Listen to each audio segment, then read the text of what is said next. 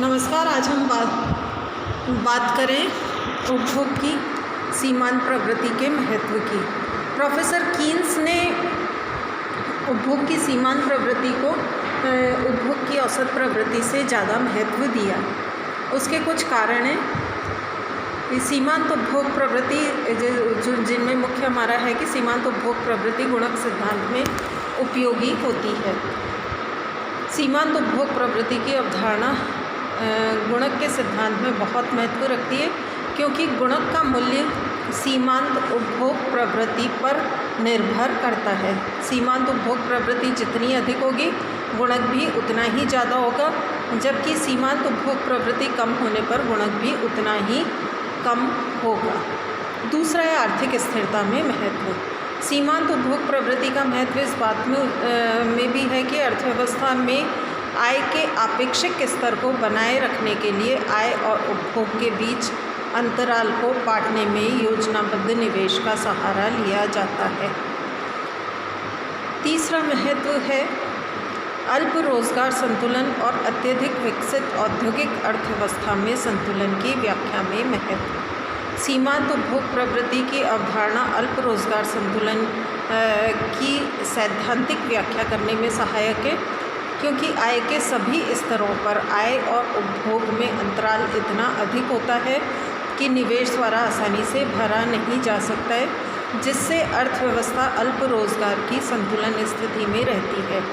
इस प्रकार सीमांत उपभोग प्रवृत्ति अत्यधिक विकसित औद्योगिक अर्थव्यवस्थाओं में संतुलन और सापेक्षिक स्थिरता की व्याख्या में उपयोगी रहती है। चौथा है सीमांत उपभोग प्रवृत्ति की अवधारणा ये बताती है कि उपभोग आय का बढ़ता हुआ फलन है। सीमांत उपभोग प्रवृत्ति के संदर्भ में कीनीजियन परिकल्पना ये है कि सीमांत उपभोग प्रवृत्ति सदैव धनात्मक इकाई से कम किंतु शून्य से अधिक होती है।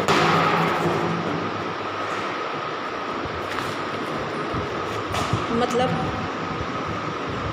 MPC lies between 0 to 1।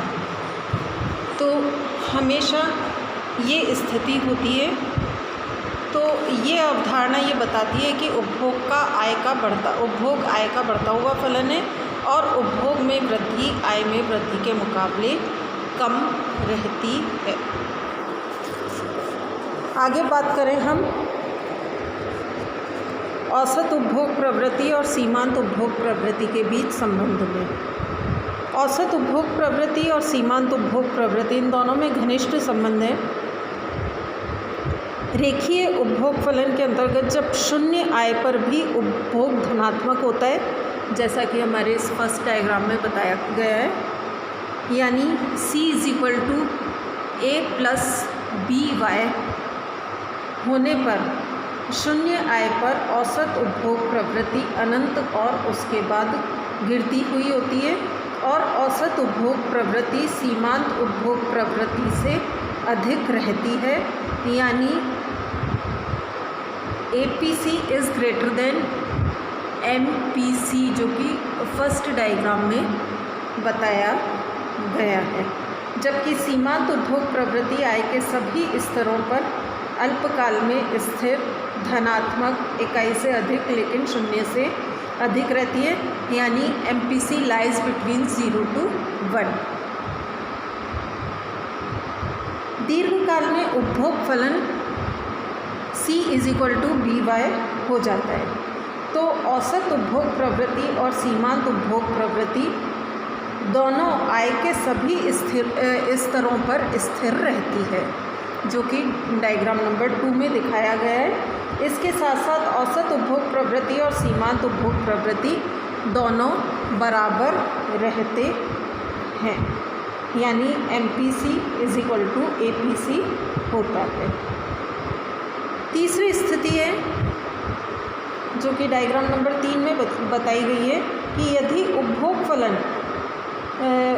फलन रेखा मूल बिंदु से नीचे लंबवत अक्ष को काटती होती है, अर्थात उपभोग फलन C =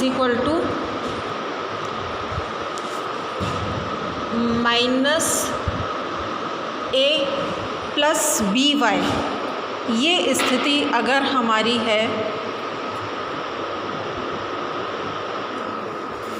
जो कि डायग्राम नंबर 3 में बताई गई है, तो औसत उपभोग प्रवृत्ति बढ़ती हुई होती है और सीमांत उपभोग प्रवृत्ति स्थिर रहती है। आय के विभिन्न स्तरों पर औसत उपभोग प्रवृत्ति सीमांत उपभोग प्रवृत्ति से कम रहती है, यानी APC is less than MPC, जैसा कि तीसरे डायग्राम में बताया गया है। अब अगर हम इनको तीनों को देखें तो ए डायग्राम हमें बताता है कि APC गिरती हुई है लेकिन MPC से ज़्यादा है, और जो सीमांत उपभोग प्रवृत्ति है वो हमारी स्थिर है। दूसरे डायग्राम में औसत उपभोग प्रवृत्ति स्थिर है और सीमांत उपभोग प्रवृत्ति के बराबर है, और सीमांत उपभोग प्रवृत्ति यहाँ पर भी स्थिर है। तीसरा डायग्राम हमें बताता है कि औसत उपभोग प्रवृत्ति बढ़ती हुई है लेकिन सीमांत उपभोग प्रवृत्ति से कम है, और यहाँ पर भी सीमांत उपभोग प्रवृत्ति स्थिर है।